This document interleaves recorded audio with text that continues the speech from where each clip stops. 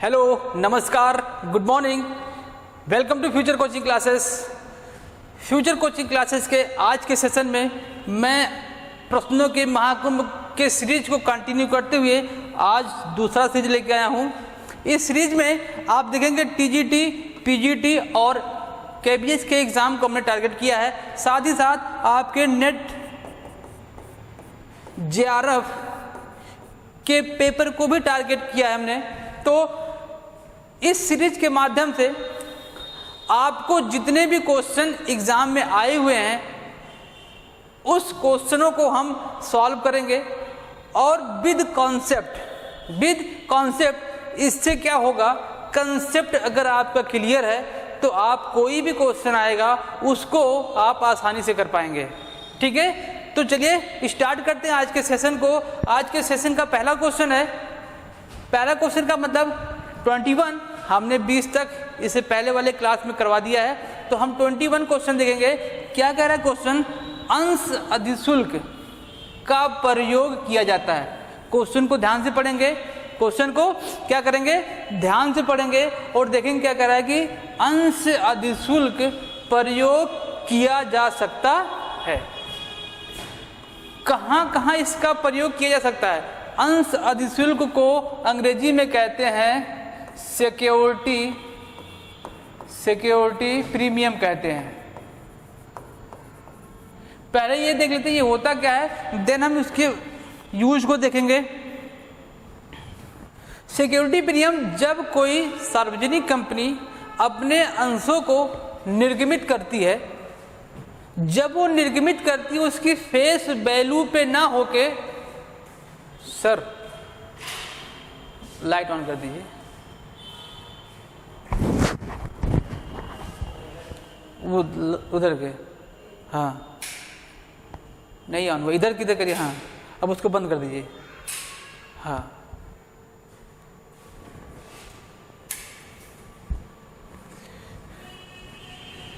चलिए देखते हैं सिक्योरिटी प्रीमियम होता क्या है। सिक्योरिटी प्रीमियम जब कोई सार्वजनिक कंपनी अपने अंशों को जनता के समक्ष क्या करता है, निर्गमित करता है, उस समय वह उन अंशों की फेस वैल्यू से जब कुछ ज़्यादा पैसे लेता है तो वो क्या कहलाता है, अंश अधिशुल्क कहलाता है, सिक्योरिटी प्रीमियम कहलाता है। ये होता क्या है, अंश अधिशुल्क होता है आपका कैपिटल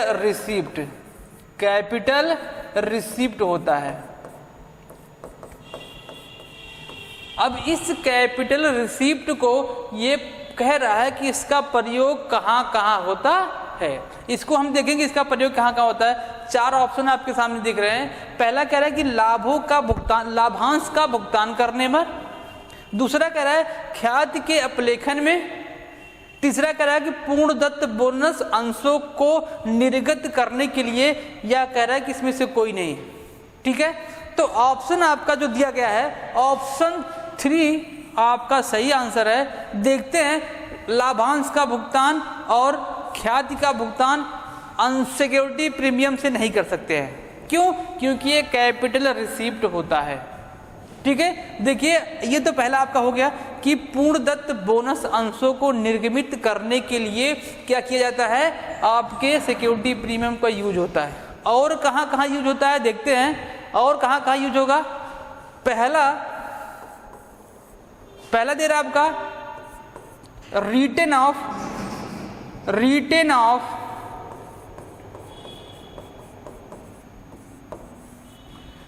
प्रीलिमिनरी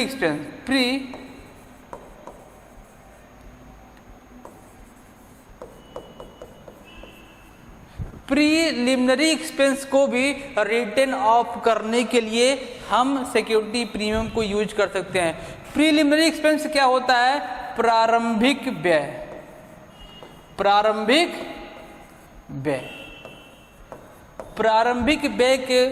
व्यय को अपलिखित करने के लिए हम सिक्योरिटी प्रीमियम को यूज कर सकते हैं। दूसरा देखते हैं इसका यूज कहाँ हो सकता है, पूर्वाधिकार या विमोचनशील अंशों को, पूर्वाधिकार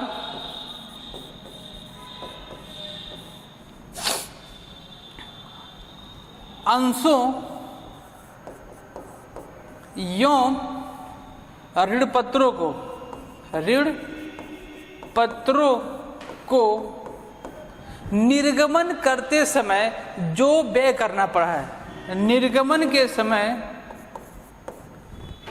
जो व्यय करना पड़ा था, इस व्यय को समाप्त करने के लिए सिक्योरिटी प्रीमियम का यूज हो सकता है। तीसरा देखते हैं, ऊपर ही पूर्वाधिकार अंशों एवं ऋणपत्रों के शोधन पर किसके, पूर्वाधिकार अंशों और ऋणपत्रों के शोधन पर भुगतान किया गया कमीशन के अपलेखन पर, मतलब कि किसके, कमीशन जो आया है उसको रिटर्न ऑफ करने के लिए पूर्वाधिकार अंशों और पत्रों के निर्गमन के समय जो एक्सपेंस हुआ उस पर, और क्या कह रहा है, रिटर्न ऑफ प्रीलिमिनरी एक्सपेंस, यहाँ पर भी इसका यूज हो सकता है। तो 4 जगह हमने देखा, बोनस अंशों को निर्गमित करने के लिए, प्रीलिमिनरी एक्सपेंस को रिटर्न ऑफ करने के लिए, ऋणपत्रों एवं अंशों को निर्गमन के समय जो व्यय हुआ है उसको रिटर्न ऑफ करने के लिए, और शोधन पर, किसका शोधन, पूर्वाधिकार अंशों एवं ऋणपत्रों के शोधन के समय जो हम लोगों ने क्या किया था, कमीशन भुगतान किया होगा, उसके अपलेखन के समय हम सिक्योरिटी प्रीमियम का यूज कर सकते हैं। ठीक है, तो आज के इस पहले क्वेश्चन में हमने देखा इतने ऑप्शन हमने देखा। तो उम्मीद है कि यदि अब आपके पेपर में सिक्योरिटी प्रीमियम से संबंधित कोई भी क्वेश्चन आएगा तो आप आसानी से कर पाएंगे। ठीक है, हम क्वेश्चन को क्या कर रहे हैं, पोस्टमार्टम कर रहे हैं। उस क्वेश्चन का जितना भी आंसर बन सकता है हम उसको बनाने का प्रयास कर रहे हैं। ठीक है, चलिए चलते हैं नेक्स्ट क्वेश्चन पर। नेक्स्ट क्वेश्चन कह रहा है कि मूल लागत, इसको क्या बोलते हैं, प्राइम कॉस्ट बोलते हैं, प्राइम कॉस्ट बोला जाता है। मूल लागत आपको कितना दिया है, 16,000 रुपये दिया है। सामग्री, बीच में क्वेश्चन में थोड़ा टाइपिंग में मिस्टेक है, उसको बंद कर दीजिए सर। टाइपिंग में थोड़ा सा मिस्टेक है, कह रहा है कि सामग्री श्रम का, किसका, श्रम का, सामग्री श्रम का 60% है। कितना परसेंट है, 60% है। श्रम क्या होगा आपसे क्वेश्चन में पूछ रहा है, मतलब कि लेबर क्या होगा। आपका प्राइम कॉस्ट दिया गया है निकाल के, सामग्री श्रम का मतलब लेबर का 60% है, और कह रहा है कि आपका लेबर क्या होगा, लेबर की वैल्यू क्या होगी। चलिए देखते हैं प्राइम कॉस्ट कैसे निकलता है, पहले उसको देखते हैं। प्राइम कॉस्ट निकालने के लिए क्या होता है, डायरेक्ट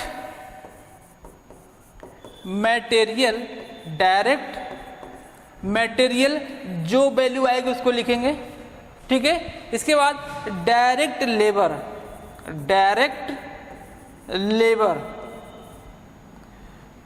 जो वैल्यू आएगी उसको यहां पर लिखेंगे। डायरेक्ट एक्सपेंस जो वैल्यू आएगी इसको यहां पर लिखेंगे, और सबको कर देंगे ऐड। तो यहां पर आपके क्वेश्चन में दिया गया है 16,000 रुपये।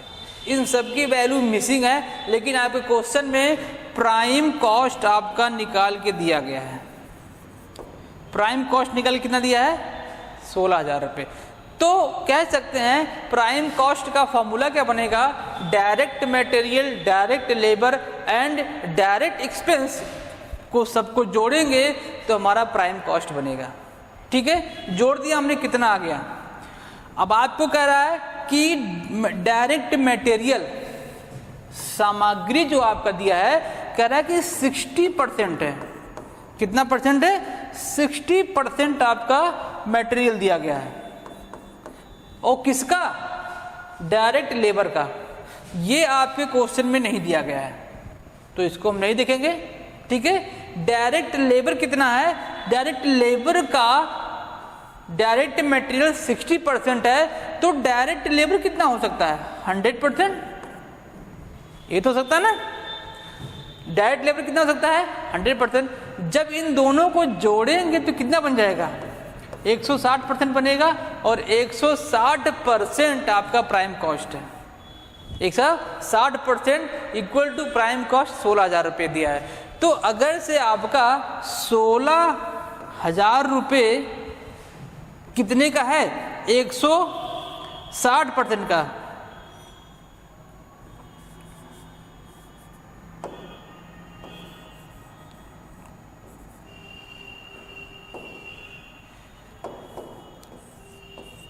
कितना दिया है? 160% का। तो हमको निकालना क्या है? निकालना है हमको डायरेक्ट लेबर निकालना है। डायरेक्ट लेबर का परसेंटेज कितना होगा? 100। कितना होगा? 100। इन दोनों को काट दीजिए, सबको काट दीजिए, यहाँ से एक जीरो काट दीजिए, यहाँ पे एक जीरो काट दीजिए, ठीक है। अब 16 का डिवाइड करिए 16,000 में तो कितना आ जाएगा? 1,000 आ जाएगा। 1,000 का गुणा कर देंगे 10 में तो कितनी वैल्यू आ जाएगी? 10,000 रुपये आ जाएगी। आपका आंसर कितना आ गया? 10,000 रुपये और आपका आंसर हो जाएगा 10,000 रुपये, ठीक है। समझ में आ रहा है क्वेश्चन? चलिए आगे चलते हैं। अगला क्वेश्चन क्या कह रहा है? अगला क्वेश्चन कह रहा है कि एक साधारणतया निवासी, एक ही बार है, निवासी है जो पालन करता है। ये कह रहा है कि एक साधारणतया निवासी होता है जो क्या पालन करता है भाई? जो पालन करता है। किस किस चीज को पालन करेगा तब वह निवासी कहलाएगा। कहाँ पर? In India. उसके कुछ कंडीशन ऑप्शन आपके दिए गए हैं। पहला दे रहा है केवल बुनियादी और अतिरिक्त शर्तों का, दूसरा कह रहा है कि केवल बुनियादी शर्तों का, तीसरा कह रहा है कि केवल अतिरिक्त शर्तों का। अतिरिक्त शर्त क्या होता है, बुनियादी शर्त क्या होता है, उसको देखते हैं। बुनियादी शर्त को बोलते हैं basic condition. Basic condition, basic condition आपका क्या होता है? बुनियादी शर्तें होते हैं। ये क्या होता है भाई?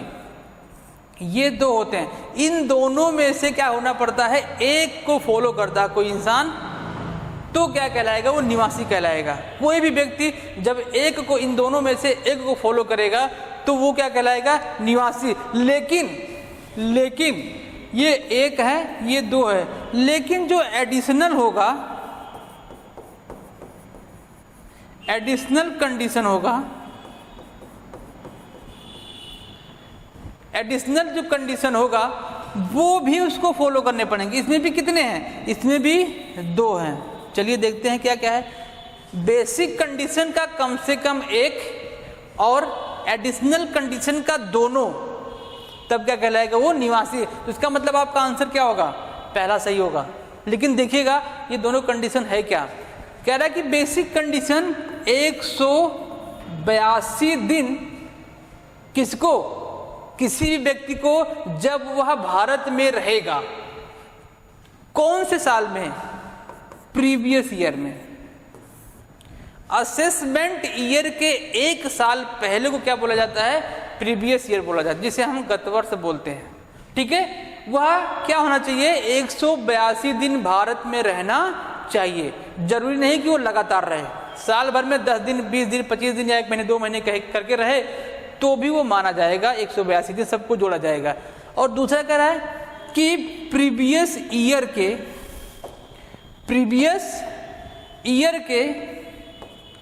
पूर्व के 4 वर्षों में, प्रीवियस ईयर के पूर्व के 4 वर्षों में 365 दिन, कितना दिन? 365 दिन कहाँ रहा हो? भारत में रहा हो। 365 दिन भारत में रहा हो। दूसरा इसमें क्या है? इस 365 दिन में 60 दिन, इसमें 60 दिन इसी 365 दिन में, ठीक है, अलग से नहीं, इसी 365 दिन में 60 दिन क्या होना चाहिए, प्रीवियस ईयर में होना चाहिए। 60 दिन कहाँ होना चाहिए, प्रीवियस ईयर में रहना चाहिए। बात समझ में आई ना। तो ये क्या थी, बेसिक कंडीशन था। बेसिक कंडीशन में हमने देखा पहला 182 दिन प्रीवियस ईयर, दूसरा प्रीवियस ईयर के पूर्व के 4 वर्षों में 365 दिन भारत में रहा हो, और उस दौरान गत वर्ष में यानी प्रीवियस ईयर में 60 दिन कहाँ रहा हो, भारत में रहा हो। ये इसमें से कोई एक कंडीशन कम से कम फॉलो करे वो, कोई एक। अब एडिशनल कंडीशन क्या है, एडिशनल कंडीशन है आपका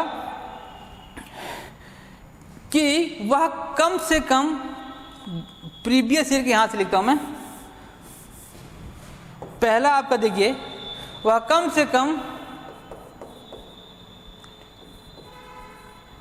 वह कम से कम 10 वर्ष में, 10 वर्षों में, मतलब कौन से 10 वर्ष में, प्रीवियस ईयर के, प्रीवियस ईयर के पूर्व के 10 वर्षों में, 10 वर्षों में कम से कम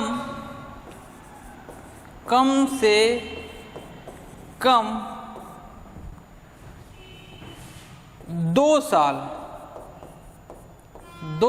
साल निवासी की स्थिति में हो, निवासी की स्थिति में हो, पहला कंडीशन। दूसरा कंडीशन कह रहा है, दूसरा कंडीशन क्या कह रहा है भैया, देखते हैं। उस समय क्या प्रीवियस ईयर के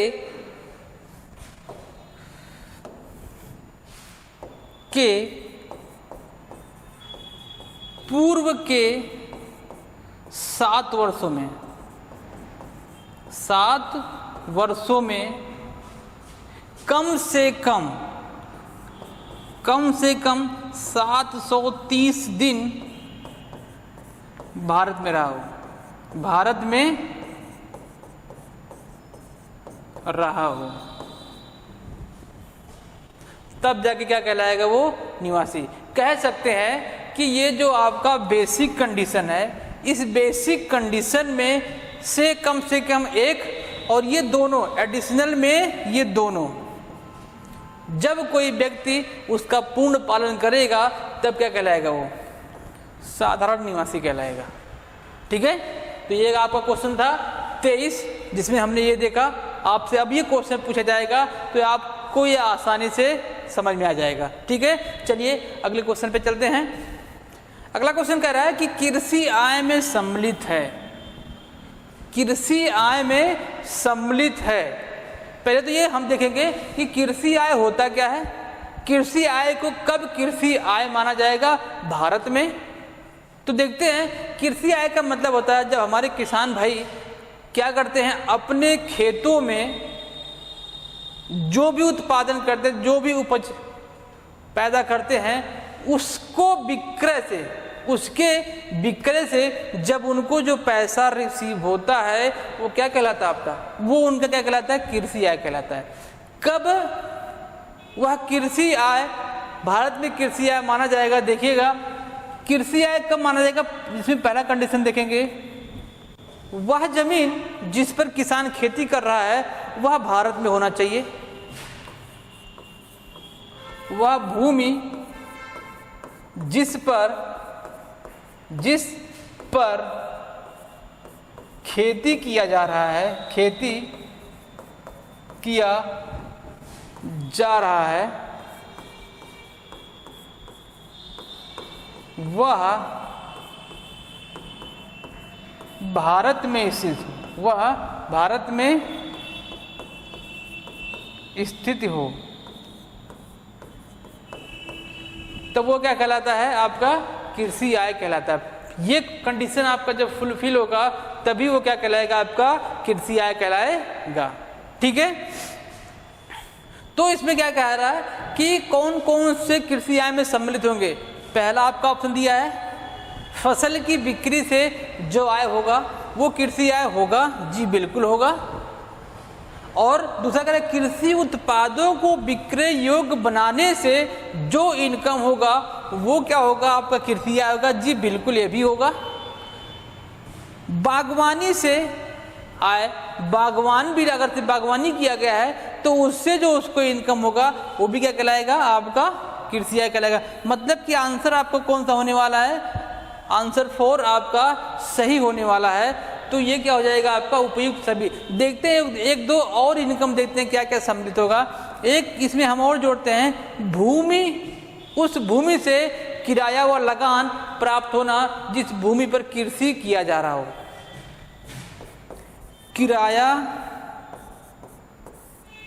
व लगान, किराया व लगान कौन सा, उस भूमि का जिस पर कृषि कार्य हो रहा हो।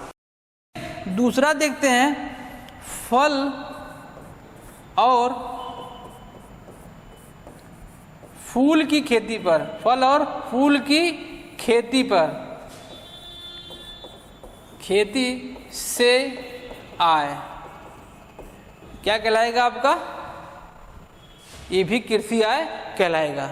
ठीक है, तो ये 3 यहाँ पर, 2 यहाँ पर, 5 इनकम हमने देखा कि ये कृषि आय में शामिल होते हैं। और भी आय शामिल है। जब हम क्या करेंगे पीजीटी या टीजीटी का सिलेबस का कोई वीडियो बनाएंगे तो उसमें हम पूरा चर्चा करेंगे कि कौन सी आय किसमें शामिल होती है। ठीक है, चलिए अगले वीडियो पे चलते हैं, सॉरी अगले क्वेश्चन पे चलते हैं। अगला क्वेश्चन कह रहा है कि निम्नलिखित में से कौन सी व्यावसायिक पूर्वानुमान की एक तकनीकी नहीं है। क्वेश्चन ध्यान से पढ़िएगा।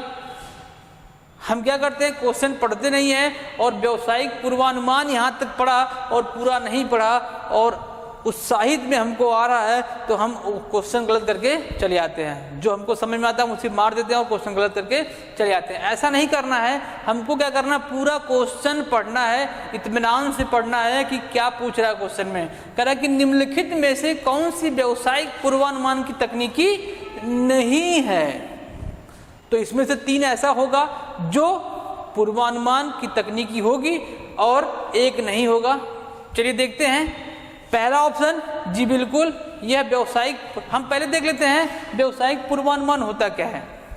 व्यावसायिक पूर्वानुमान क्या होता है, हमारे जो व्यवसाय में बीत चुका है, जो घटना घटित हो चुकी हैं, प्रॉफिट हुआ हो या लॉस हुआ हो पिछले साल में, क्या गलतियां हुई हो, क्या सही किया था हमने, उन सब का मतलब कि बीते हुए समय का और प्रेजेंट के समय को ध्यान में रखकर जब विश्लेषण किया जाता है, किसके लिए, भविष्य के लिए, कि इससे बेहतर क्या हो सकता है, तो उस समय वो क्या कहलाता है, व्यावसायिक पूर्वानुमान कहलाता है।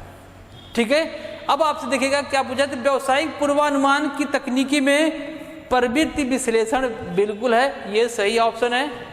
सहसंबंध, ये सहसंबंध आपका जो है ये नहीं होता है। ये क्या होता है सहसंबंध, सहसंबंध 2 चरों के बीच के संबंध को क्या किया जाता है, एनालिसिस किया जाता है, उसको कंपेयर किया जाता है। सहसंबंध के वह क्या कहलाता है, सहसंबंध का विश्लेषण कहलाता है। ठीक है, तो ये आपका ऑप्शन जो है दूसरा, ये सही आंसर है कि ये आपका व्यावसायिक पूर्वानुमान की तकनीकी नहीं है। अगला दे रहा काल श्रेणी और प्रतीप गमन विश्लेषण, ये तीनों आपकी कौन से हैं, व्यावसायिक पूर्वानुमान की तकनीकें हैं। चलिए अगले क्वेश्चन पे चलते हैं।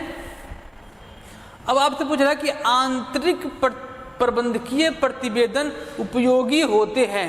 कहाँ पर उपयोगी होते हैं भाई, आंतरिक प्रबंधकीय प्रतिवेदन जो हैं वो उपयोगी कहाँ कहाँ हो सकते हैं। देखिए आंतरिक प्रबंधकीय प्रतिवेदन जो होता है, जो रिपोर्ट होता है, वो सबके लिए यूजफुल होता है, सबको उसको फॉलो करना पड़ता है, वो सबके लिए बनाया जाता है। शीर्ष प्रबंध के द्वारा आंतरिक क्रियाओं के लिए, आंतरिक क्रियाओं मतलब कि व्यवसाय के अंदर जो चल रहा है उन सबको जानने के लिए क्या होना चाहिए, क्या हो रहा है, वह प्रतिवेदन क्या कहलाता है, आंतरिक प्रतिवेदन कहलाता है। ये कोई भी हो, चाहे शीर्ष स्तर का हो, चाहे निम्न, चाहे मध्यम, कोई भी होगा सबके लिए क्या होगा, उपयोगी होगा, मतलब कि उपयुक्त सभी के लिए क्या होगा, ये उपयोगी होगा।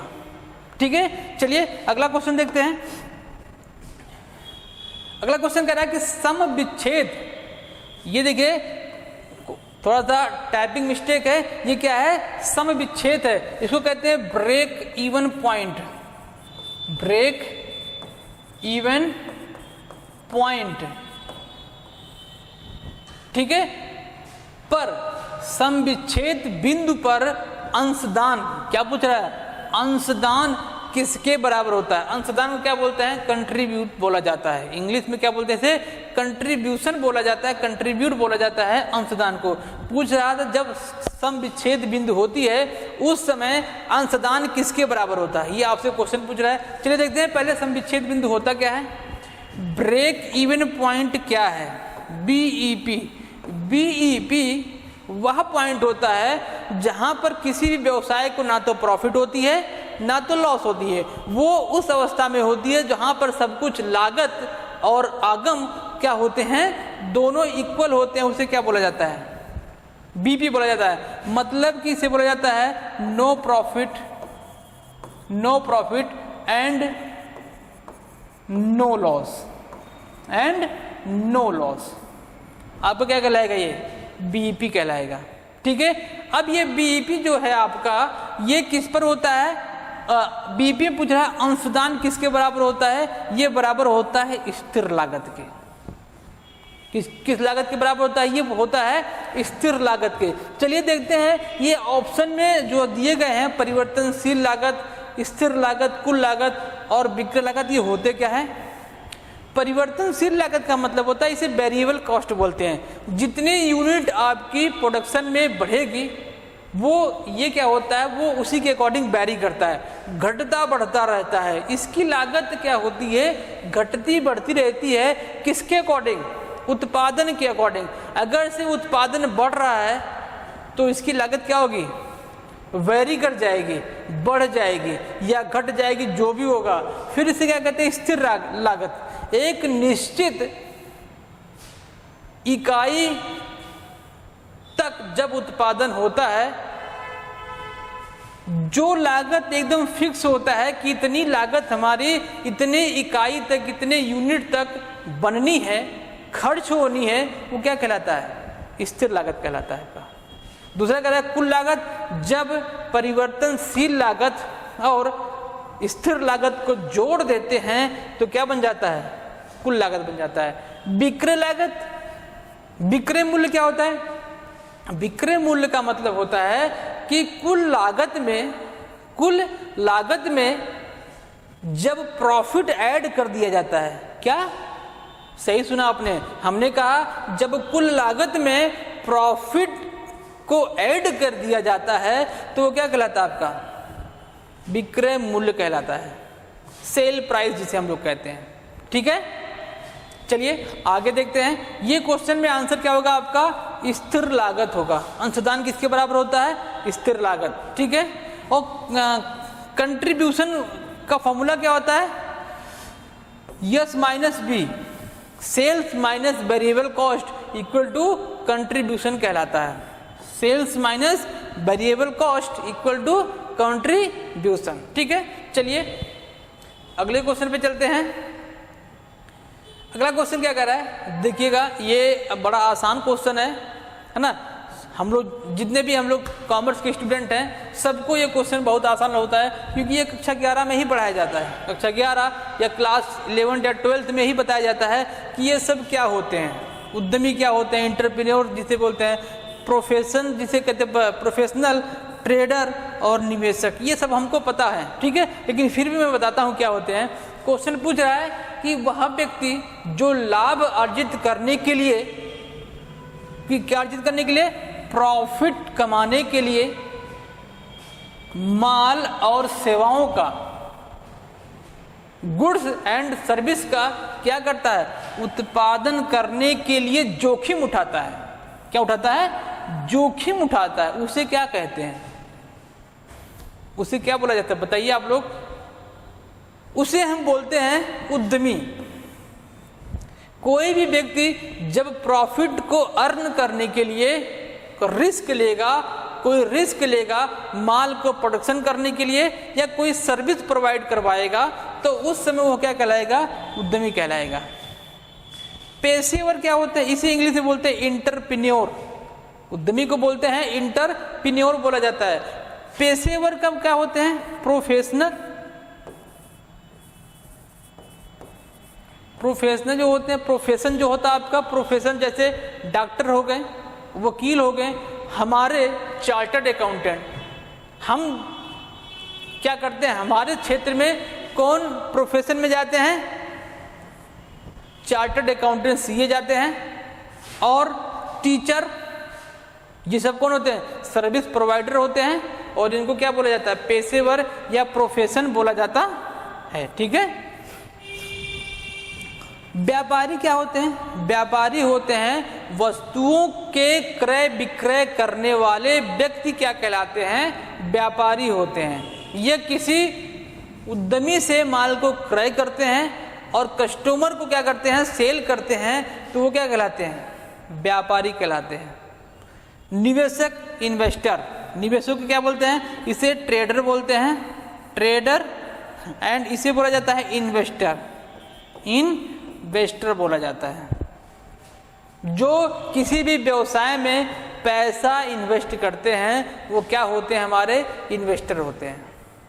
ठीक है। जैसे हमने क्या कर लिया, कहीं किसी कंपनी का शेयर खरीद लिया, तो हम उस कंपनी के इन्वेस्टर कहलाएंगे। ठीक है। तो ये आपके ऑप्शन थे क्वेश्चन नंबर 28 में। हमने देखा चारों ऑप्शन, ये बहुत ही आसान क्वेश्चन था। ठीक है। अगला देखते हैं, अगला क्वेश्चन क्या है। अगला क्वेश्चन कह रहा है कि 3%, कौन सा? 3% शिक्षा उपकर। तो ये 3% नहीं, ये क्वेश्चन 2016 के पीजीटी एग्जाम में आया था। तो उस समय आपका एजुकेशन सेस, शिक्षा उपकर कितना था? 3% था, तब का क्वेश्चन है। प्रेजेंट में ये कितना है? प्रेजेंट में ये आपका 4% है। प्रेजेंट में आपका ये 4% है। तो 4% एजुकेशन सेस क्या होता है? ड्यू होता है। क्या पूछ रहा है? देय पूछ रहा है। किस पर इसका भुगतान किया जाता है या किस पर इसको निकाला जाता है, आपसे क्वेश्चन ये पूछ रहा है। ठीक है। चलिए देखते हैं। ऑप्शन में दिया है आपका इनकम टैक्स दिया है, आयकर दिया गया है। दूसरा दिया है आपका आयकर एवं अधिभार, इनकम टैक्स एंड सरचार्ज दिया है। तीसरा सरचार्ज दिया है और कह रहा है कि इनमें से कोई नहीं। तो ये आपका ऑप्शन सही होने वाला है, ऑप्शन 2, आयकर और सरचार्ज पर इसको चार्ज किया जाता है। देखिएगा कैसे, पहले देखिएगा इनकम टैक्स क्या होता है। इनकम टैक्स जो हमारी इनकम पर हमसे पैसा प्रत्यक्ष या अप्रत्यक्ष रूप से वसूला जाता है, उसे क्या बोलते हैं? आयकर। आयकर कौन सा कर होता है? प्रत्यक्ष कर होता है, जो हमारी इनकम पे क्या किया जाता है? हमसे वसूला जाता है। ठीक है। दूसरा कह रहा है कि आयकर प्लस सरचार्ज। एजुकेशन सेस आपने देखा, एजुकेशन सेस 4% है। जो केवल, देखिए पॉइंट नोट कर लीजिएगा, आपसे क्वेश्चन बन सकता है यहाँ पर, कभी कभी पूछ सकता है या कभी पूछ लेगा कि शिक्षा उपकर का जो टैक्स है वो कौन सा गवर्नमेंट लेती है? स्टेट गवर्नमेंट लेती है या आपका सेंट्रल गवर्नमेंट लेती है? तो surcharge, education cess plus surcharge, जिसे हम क्या कहते हैं? अधिभार कहते हैं। सरचार्ज, ये दोनों केवल और केवल सेंट्रल गवर्नमेंट लेती हैं। कौन सी गवर्नमेंट लेती हैं? सेंट्रल गवर्नमेंट लेती हैं और कोई नहीं लेता है। ठीक है। बात समझ आई ना? एजुकेशन सेस कौन सी गवर्नमेंट? सेंट्रल गवर्नमेंट लेती है और सरचार्ज भी सेंट्रल गवर्नमेंट ही लेती है। स्टेट गवर्नमेंट में इसका कोई भी हिस्सा नहीं होता है। और आपका एजुकेशन सेस प्रेजेंट में कितना है? 4% है। देखेंगे सरचार्ज क्या होता है। चलिए आइए देखते हैं सरचार्ज क्या होता है। यहाँ से भी आपका क्वेश्चन बन सकता है। सरचार्ज होता है आपका, सरचार्ज चार्ज होता है आपके इनकम पर। किस पर? इनकम टैक्स पर लगाया जाता है। लेकिन यह देखा जाता है कि इसका किसी भी व्यक्ति की आय कितनी है, उस आय को देखकर सरचार्ज क्या किया जाता है, चार्ज किया जाता है। चलिए देखते हैं सरचार्ज के बारे में थोड़ा सा। सरचार्ज हमारा 15%,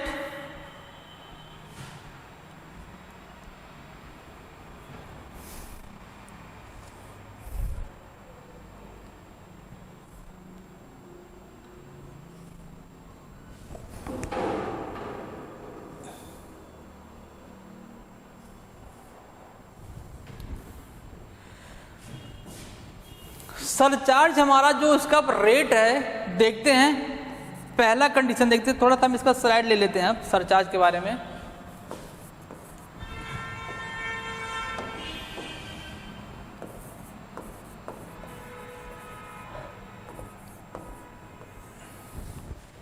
सरचार्ज का हम रेट देखेंगे क्या क्या है। पहले क्या दिखा, पहले में 10% होता है। जब किसी भी व्यक्ति की इनकम 50 लाख से अधिक, 50 लाख से अधिक, लेकिन 1 करोड़ रुपए तक, 1 करोड़ रुपए तक जब उसकी इनकम होगी तो उसका परसेंटेज कितना होगा? किसका? सरचार्ज का परसेंटेज होगा 10%। और किस सेक्शन की बात करता है? सेक्शन 111A और 112A की बात करता है। इनकम टैक्स एक्ट 1961 का सेक्शन 111 और 112A के कैटेगरी में जो इनकम आएगी उसकी बात हो रही है। ठीक है, आगे देखते हैं 111 और 112A के बीच में क्या कह रहा है कि 50 लाख से अधिक और 1 करोड़ रुपए तक जब इनकम होगा तो कितना परसेंट? 10%। ठीक है, दूसरा देखते हैं सेम सेक्शन सेम, जब 1 करोड़ रुपए से अधिक लेकिन 2 करोड़ रुपए तक जब कोई इनकम होगा तो इस कंडीशन में उसको कितना परसेंट देना है? 15% देना है। ठीक है, अगला तीसरा कह रहा है कि 2 करोड़ से अधिक, 2 करोड़ से अधिक लेकिन 5 करोड़ रुपए तक जब उसकी इनकम होगी तो 25% होगा, 25% होगा।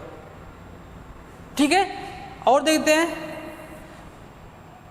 जब उसकी इनकम 5 करोड़ रुपए से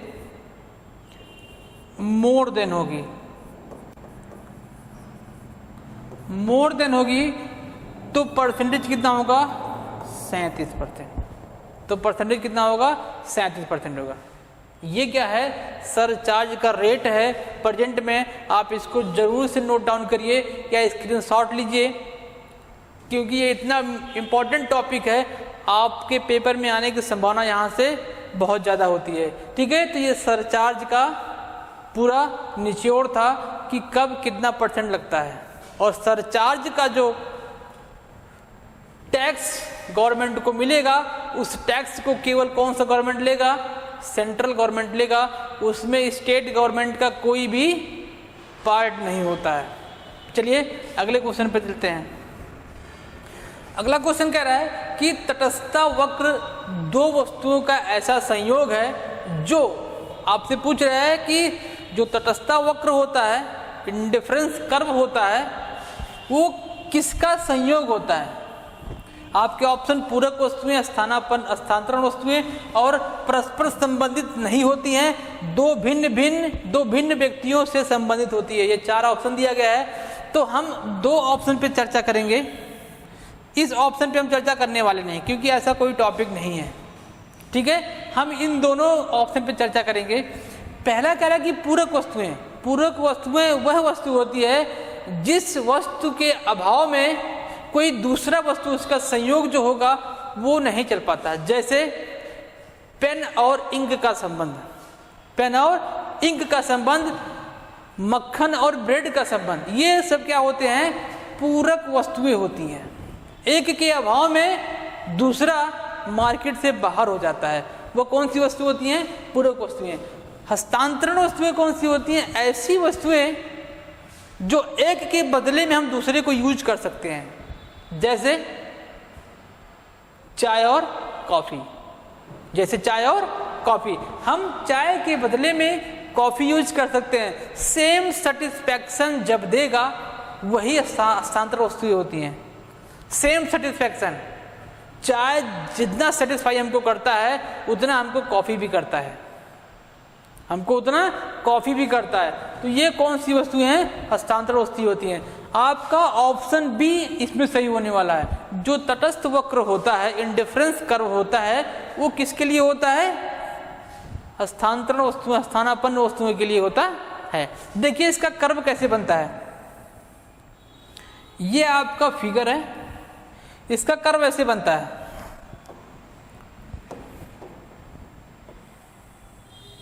ऐसे यहां पर चला जाएगा, एक कर्व ये हो गया, एक कर्व ये होगा, ये कर्व ये होगा। इसे हम y मान लेते हैं, इसे x मान लेते हैं। ठीक है, ये आपके गुड्स यहां पर हो गए और ये गुड्स यहां पर हो गया, y गुड्स और x गुड्स। ठीक है, ये L1 हो गया और ये L2 हो गया और ये L3 हो गया। ये आपका तटस्थता कर्व है जो L1, L2 और इसका जो देखिए विशेषताएं क्या है। इसका जो इंडिफरेंस कर्व होता है वो y अक्ष और x अक्ष को कभी टच नहीं करता है। पहली विशेषता हो गया कि ये जो कर्व जा रहा है, देखो इस लाइन को या इस लाइन को टच कर रहा है, ये इस और दोनों x और y का जो पोर्शन है वो इंडिफरेंस कर्व इसको कभी भी टच नहीं करता है। ठीक है, दूसरी विशेषता है कि इसका जो ये कर्व है, देखिएगा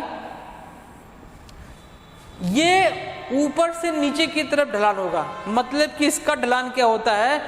ऋणात्मक होता है, निगेटिव होता है, जो ऊपर से नीचे की तरफ जा रहा है। दूसरी विशेषता हो गया। इसमें क्या होता है? इसमें किसी भी व्यक्ति को हाई सेटिस्फाई करता है, हाई सेटिस्फाई करता है। ठीक है, इसमें 4 हमने आपको बताया।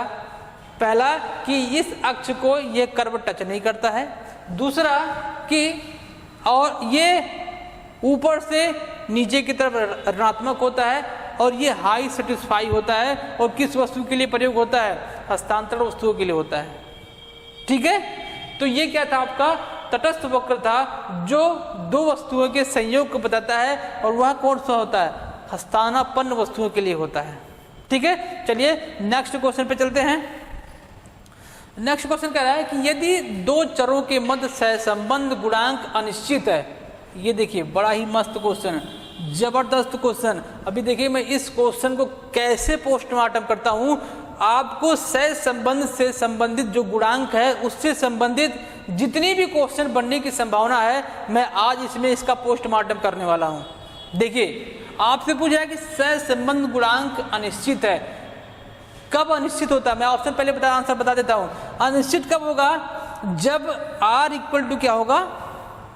0 होगा। मतलब कि अगर r इक्वल टू 0 है तो इसका संबंध क्या होगा? बिल्कुल भी नहीं होगा, अनिश्चित होगा, कोई संबंध नहीं होगा। तो क्या होगा? r इक्वल टू 0 होगा। देखिएगा जब r इक्वल टू -1 होगा, -1 होगा तो रिलेशन कौन सा होगा? ऋणात्मक होगा। ठीक है, सहसंबंध गुणांक का जो रिलेशन होगा जब r इक्वल टू 0 होगा तो अनिश्चित होगा, मतलब कि इस क्वेश्चन का आंसर आपका ये है। और हम चारों ऑप्शन पे चर्चा करेंगे। और दूसरा ऑप्शन कह रहा है कि r इक्वल टू -1 होगा, तो इसका मतलब क्या है कि जब दो वस्तुओं का कंपेयर किया जाएगा तो एक इस दिशा में जा रहा है, दूसरा इस दिशा में जा रहा है, तो उसका रिलेशन कैसे होगा, वो क्या होगा, ऋणात्मक होगा। बात समझ आई ना। अब एक और ऑप्शन दिया गया है, यहाँ पर r इक्वल टू +1 दिया गया है, r इक्वल टू +1 दिया गया है। इसमें क्या होता है, इसमें पूर्ण सहसंबंध पाया जाता है, सहसंबंध पाया जाता है। ठीक है, पूर्ण सहसंबंध का मतलब जो हम दो चरों को सपोज करते हैं x और y का कंपेयर कर रहे हैं, जिस दिशा में x बढ़ रहा है या जिस दिशा में y बढ़ रहा है, उसी दिशा में अगर से आपका क्या बढ़ता है, x और y दोनों एक ही दिशा में बढ़ते हैं, तो पूर्ण सहसंबंध क्या होता है, धनात्मक होता है। पूर्ण सहसंबंध धनात्मक होता है।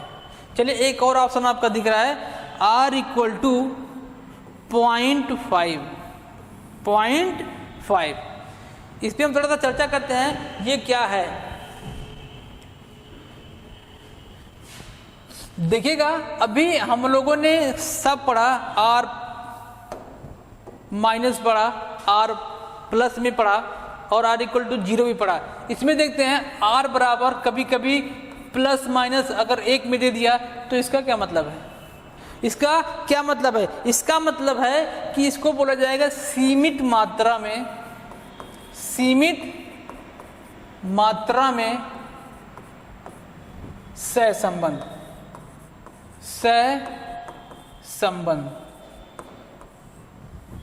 सीमित मात्रा में सहसंबंध को कई कैटेगरी में बांटा है। देखिएगा, इसको 3 कैटेगरी में बांटा है।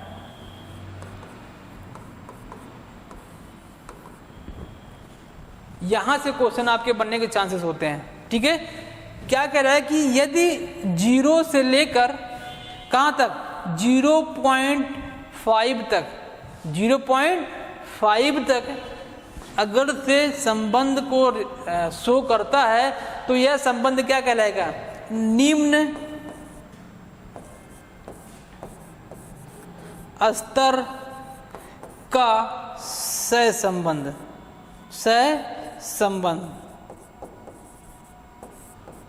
क्या कहलाएगा ये, 0 से कहां तक, 0.5 तक जब आपका r दिया होगा तो इसका मतलब क्या होगा, निम्न स्तर का आपका सहसंबंध होगा। वो भी ये दोनों, ये जो दिए गए हैं ये पॉजिटिव भी हो सकता है, पॉजिटिव एंड निगेटिव भी होता है। ये क्या होता है, निगेटिव भी होता है।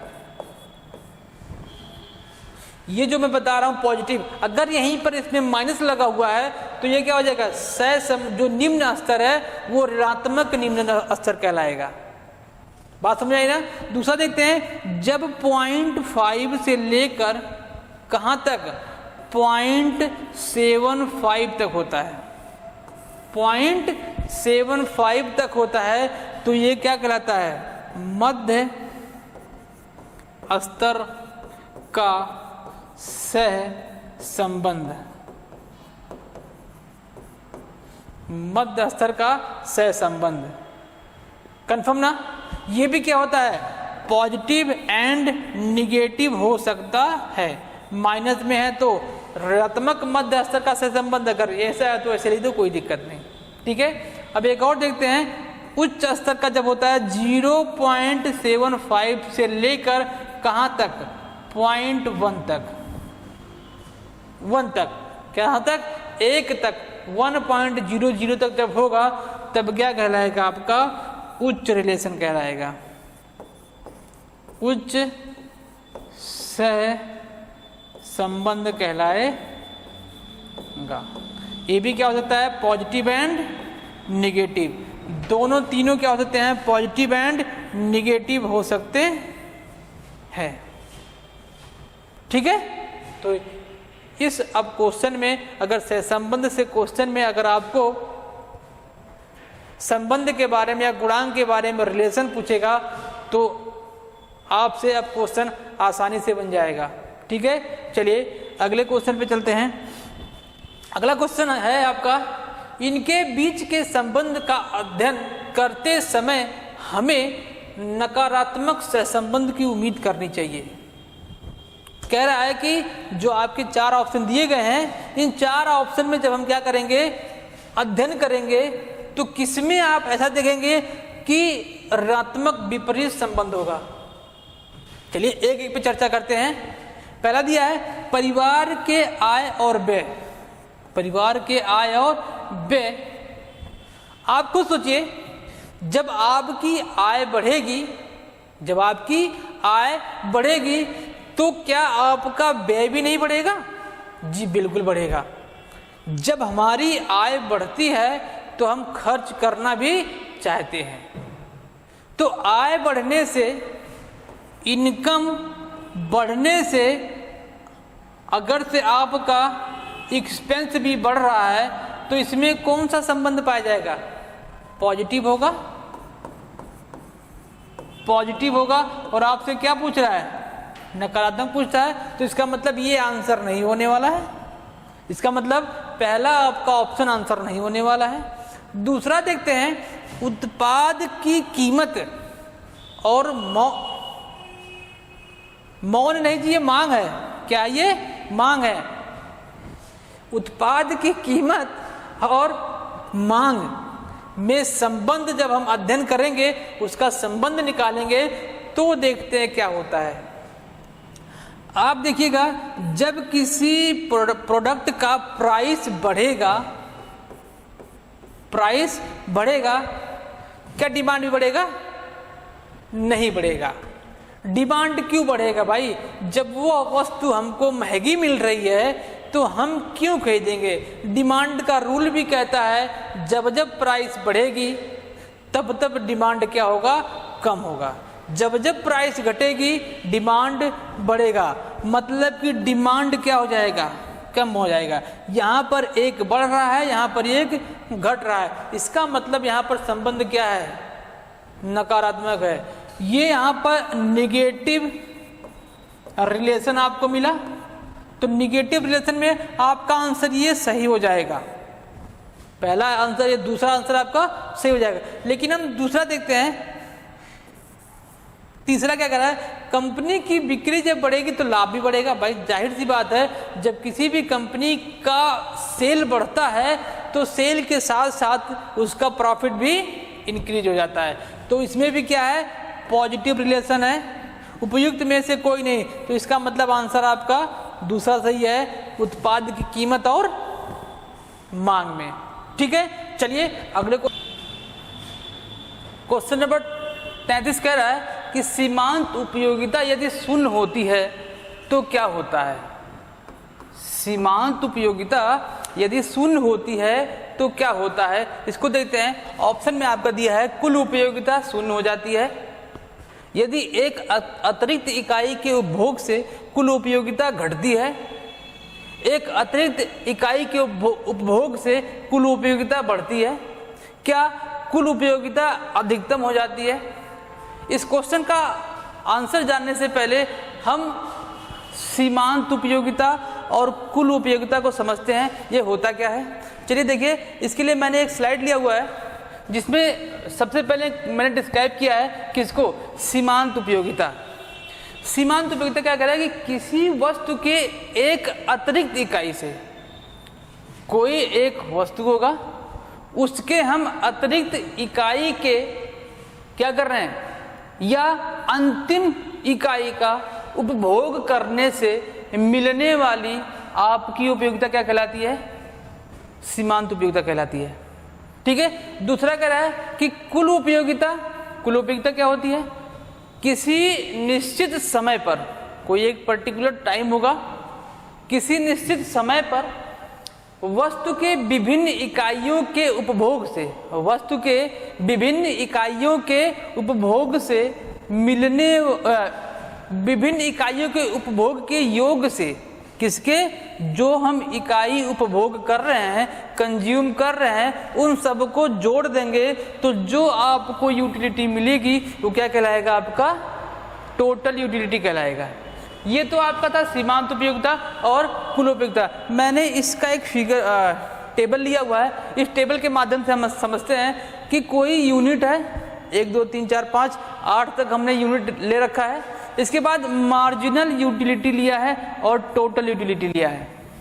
Marginal utility and total utility में क्या है, देखिए, जब हम पहली इकाई को कंज्यूम करते हैं तो हमारा सेटिस्फैक्शन मार्जिनल यूटिलिटी में 25 है और टोटल यूटिलिटी में भी क्या है, हमारा 25 है। अब देखिए इसी डेफिनेशन को हम क्या करते हैं, समझते हैं इसके माध्यम से। जब हमने अगला यूनिट कंज्यूम किया तो हमारा मार्जिनल यूटिलिटी घट के कितना हो गया, 20 हो गया। और वहीं पे इसको क्या कहता है, अंतिम उपभोग से मिलने वाला सेटिस्फैक्शन। अंतिम उपभोग, जो हम अंतिम इकाई का उपभोग करेंगे, उस यूनिट से जो हमको सेटिस्फैक्शन मिलेगा वो आपका मार्जिन कहलाएगा। वो क्या होगा, निरंतर घटता चले जाएगा। जैसे हम कोई रोटी खाते हैं, हमको भूख लगी हुई है, हम रोटी को खाते हैं, जैसे हम पहले अपनी रोटी को खाते हैं उसके बाद दूसरी रोटी को खाएंगे तो हमारा जो मार्जिनल यूटिलिटी होगा वो धीरे धीरे कम होता चला जाएगा। सेम यहाँ पर इसका भी यही हाल है मार्जिनल यूटिलिटी का। देखिएगा 25 था पहले, दूसरी रोटी खाते ही हमारा कितना हो गया, कितना हो गया, आपका 20 हो गया। अब वहीं टोटल यूटिलिटी में, टोटल में क्या होगा, ये दोनों आपके ऐड हो जाएंगे।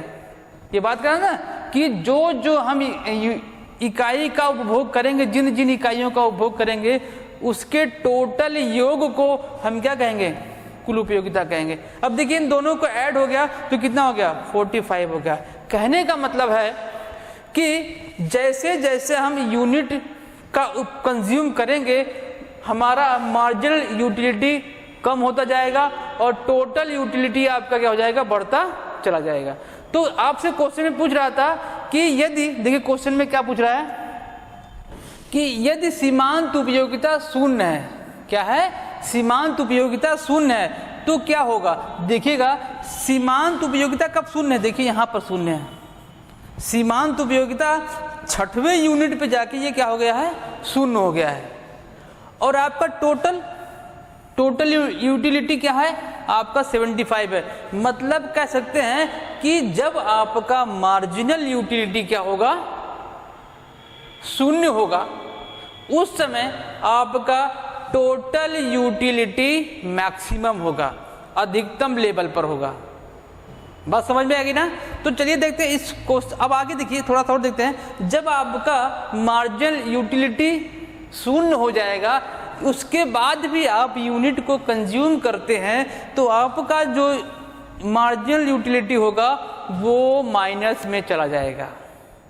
वो कहाँ चला जाएगा, माइनस में चला जाएगा। सेम यहाँ पर भी है, जब आपका टोटल यूटिलिटी मैक्सिमाइज होगा, मैक्सिमम लेवल पे होगा, उसके बाद भी हम कंज्यूम करते हैं या कंज्यूम करते रहते हैं तो उसके बाद आपका टोटल यूटिलिटी भी क्या हो जाएगा, घटता रहेगा। ठीक है, तो ये था आपका ये टेबल। हमें सीमांत और कुल उपयोगिता देखा, तो देखते हैं इसका आंसर क्या होने वाला है। इसका आंसर आपका हो जाएगा, देखिए कुल उपयोगिता, जब सीमांत उपयोगिता यदि शून्य होगा तो कुल उपयोगिता तो शून्य था नहीं, तो ये आंसर आपका गलत हो जाएगा। ठीक है, फिर कह रहा है कि एक अतिरिक्त इकाई के उपभोग से कुल उपयोगिता क्या होती है, घटती है। नहीं, घटती नहीं है, ये बढ़ती रहती है। कुल उपयोगिता आपकी क्या हो जाएगी, बढ़ती रहेगी। सेम कह रहा है कि एक अतिरिक्त इकाई के उपभोग से कुल उपयोगिता बढ़ती है। क्या होती है, कुल उपयोगिता बढ़ती है। तो बात सही है, ये क्या है, आपकी बात सही है। लेकिन क्वेश्चन पूछ रहा है कि सीमांत उपयोगिता जब शून्य होता है तो कुल उपयोगिता आपका अधिकतम होता है। कुल उपयोगिता आपका अधिकतम होता है। एक बार और टेबल देखते हैं। कुल उपयोगिता यहाँ पर देखो, जब ये शून्य था तो कुल उपयोगिता आपका क्या था, मैक्सिमम था कि नहीं था, ठीक है, तो इसका आंसर ये था। तो सीमांत उपयोगिता और कुल उपयोगिता, उम्मीद है कि आपको समझ में आ गया होगा। चलिए चलते हैं नेक्स्ट क्वेश्चन। कौन व्यापार का चक्र का भाग नहीं है? चलिए देखते हैं, आपसे पूछ रहा है कि व्यापार के चक्र का कौन सा भाग एक नहीं है। व्यापार चक्र आपको पता है, व्यापार चक्र का मैं एक बनाता हूं फिगर, तब आप उसमें से ऑप्शन बताइए कौन सा सही है। व्यापार चक्र में सबसे पहले क्या आता है? उछाल आता है, इसी को कंटिन्यू करते हुए क्या आता है बताइए? इसी को जब ऑप्शन में क्या दिया, उछाल, अवसाद, समुत्थान और गतिवर्धन, ऑप्शन में आपका ये सही है, ऑप्शन ये सही है, ये इसका भाग नहीं है। तो उछाल के बाद, इसके बाद क्या आता है? इसके बाद आपका आएगा, उछाल के बाद आपके मार्केट में प्रतिसार आएगा। प्रतिसार, प्रतिसार को हम बोलते हैं सुस्ती, सुस्ती बोला जाता है। जब प्रतिसार होगा, इसके बाद धीरे धीरे कौन सी अवस्था आ जाएगी? मंदी की अवस्था आ जाएगी, जिसे हम क्या बोलते हैं? अवसाद बोलते हैं। अवसाद आपका ऑप्शन में दिया गया, देखो ये सही है। उछाल भी आपका होगा, उछाल सबसे पहले आता है, इसके बाद नीचे मंदी आएगी, अवसाद, इसके बाद समुत्थान। धीरे धीरे क्या होगा? मार्केट बढ़ना। जब मंदी आती है ना, तो मार्केट में एक समय ऐसा आता है तो धीरे धीरे हम क्या करते हैं? ग्रो करना शुरू करते हैं, तो उसे क्या बोलते हैं? समुत्थान बोलते हैं, समुत्थान बोला जाता है। और ये आपका व्यापार का चक्र है, ये आपका क्या है? व्यापार का चक्र है। ठीक है, तो उम्मीद है कि व्यापार के चक्र से संबंधित आपको समस्या खत्म हो गई होगी। तो चलिए अगले क्वेश्चन पे चलते हैं। अगला क्वेश्चन कह रहा है, देखिए कितना मस्त क्वेश्चन आ गया, बड़ा ही प्यारा क्वेश्चन। जब जब कोई मैथ का सवाल आता है कॉमर्स में, तो आंखें क्या हो जाती? चमक जाती हैं। क्यों? क्योंकि हमको मैथ बड़ा ही आसान लगता है कॉमर्स में।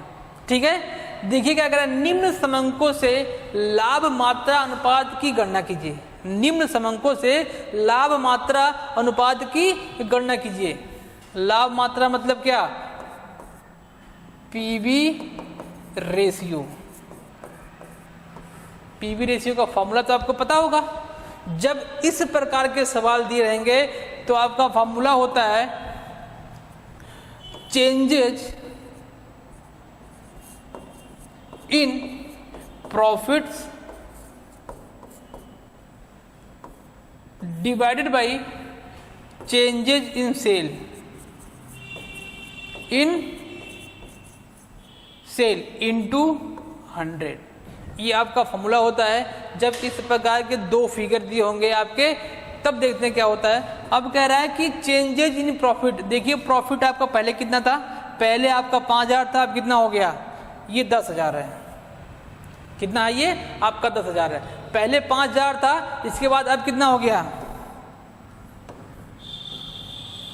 10,000 रुपये हो गया। तो दोनों में चेंज आया कितने का? चेंज कितने का आया? आपका 5,000 रुपये का चेंज आया।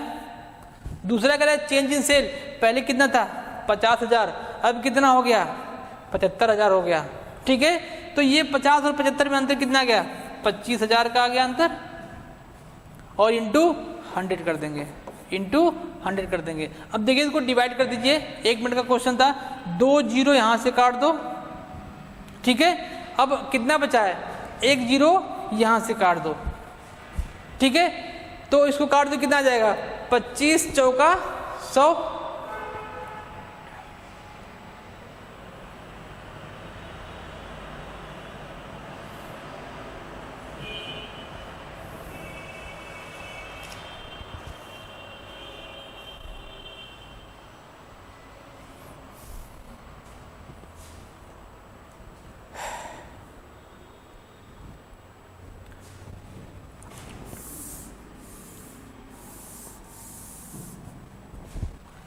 देखिए चेंजेस आपके कितने दिए गए हैं? चेंजेस इन प्रॉफिट कितना होगा?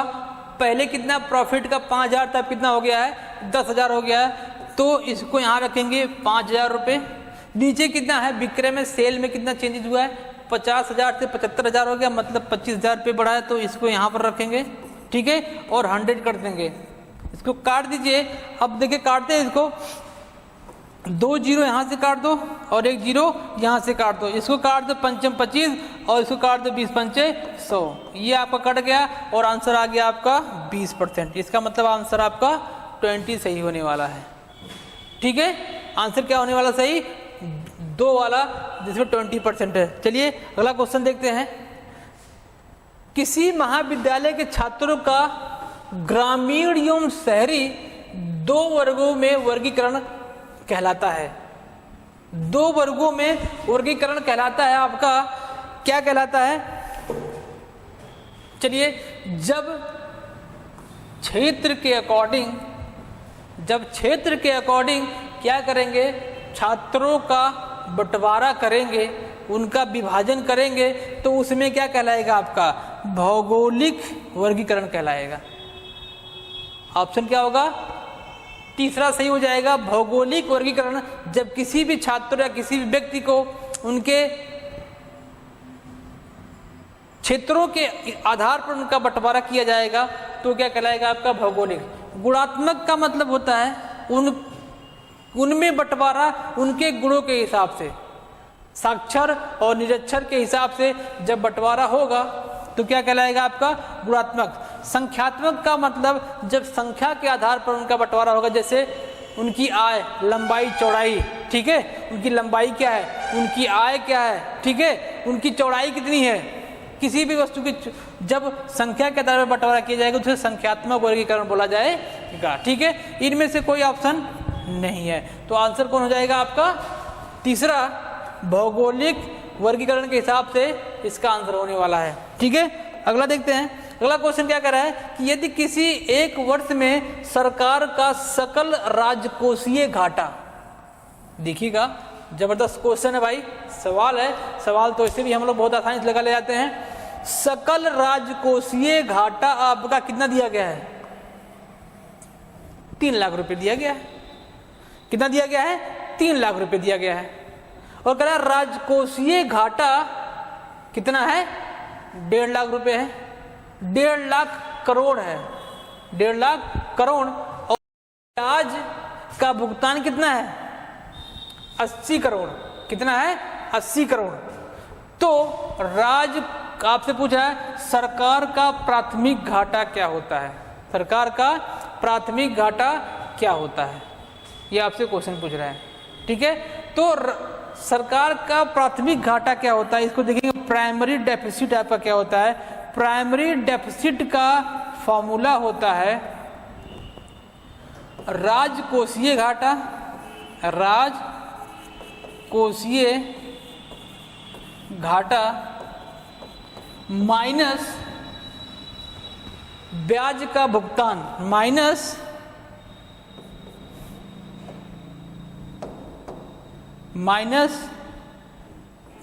ये माइनस है भाई, माइनस ब्याज का भुगतान। ठीक है, चलिए देखते हैं राजकोषीय घाटा आपको कितना दिया गया है? 3 लाख रुपए दिया गया है। 3 लाख माइनस ब्याज भुगतान कितना दिया? 80,000 रुपये। कितना दिया गया है? 80,000। दोनों को माइनस कर दीजिए, कितना जाएगा? 2,20,000 रुपये। तो आंसर आपका कौन सा हो जाएगा? डी वाला, 2,20,000 रुपये आपका आंसर हो जाएगा। 2,20,000 रुपये। ठीक है, तो प्राथमिक घाटा का सूत्र क्या? राजकोषीय घाटा माइनस ब्याज का जो भुगतान किया गया है उसमें से माइनस करेंगे ब्याज, तो आपका आंसर आपका आ जाएगा 2,20,000 रुपये। तो आंसर इसका क्या हो जाएगा? डी हो जाएगा। चलिए अगले क्वेश्चन पे चलते हैं। द्विपहलू अवधारणा, इसे क्या बोलते हैं? डुअल एस्पेक्ट बोला जाता है। एस्पेक्ट, तो द्विपहलू अवधारणा के आधार पर लेन देन को अभिलिखित किया जाता, अभिलिखित करने की प्रणाली को कहते हैं दोहरा लेखा प्रणाली। आपको तो पता ही है, डुअल एस्पेक्ट जो आपका कंसेप्ट होता है उसके अकॉर्डिंग दोहरा लेखा प्रणाली में इसका क्या होता है? लेखा किया जाता है। तो दोहरा लेखा प्रणाली ऑप्शन बी सही है। और दोहरा लेखा प्रणाली में हमारे 3 खाते बताए गए हैं, नॉमिनल, रियल और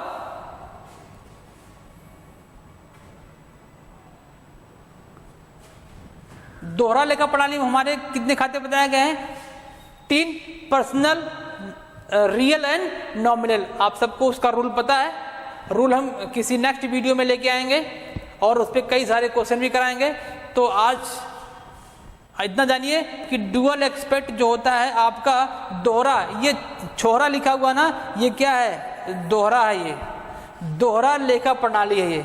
ये हमारे टाइपिस्ट भैया जो है उनका मिस्टेक है, ये छोरा नहीं, ये क्या है, दोहरा लेखा प्रणाली है। ठीक है, तो ऑप्शन क्या होगा, ऑप्शन बी आपका सही होने वाला है। ठीक है, तो चलिए अगला चलते हैं। अगला क्वेश्चन क्या कह रहा है कि मुद्रा मापन अवधारणा के अनुसार निम्नलिखित में से किसे व्यवसाय के लेखा पुस्तकों में अवलेखित किया जाता है। मुद्रा मापन अवधारणा, मनी मेजरमेंट कॉन्सेप्ट आप लोगों ने पढ़ा होगा।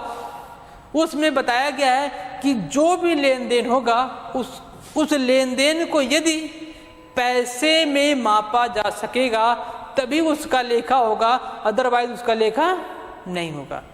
तो देखते हैं क्या है, किसको निम्न में से किसको मनी मेजरमेंट कॉन्सेप्ट के तहत लेखा करेंगे। देखिए, कंपनी के प्रबंध निदेशक का स्वास्थ्य, क्या स्वास्थ्य को हम पैसे में माप सकते हैं?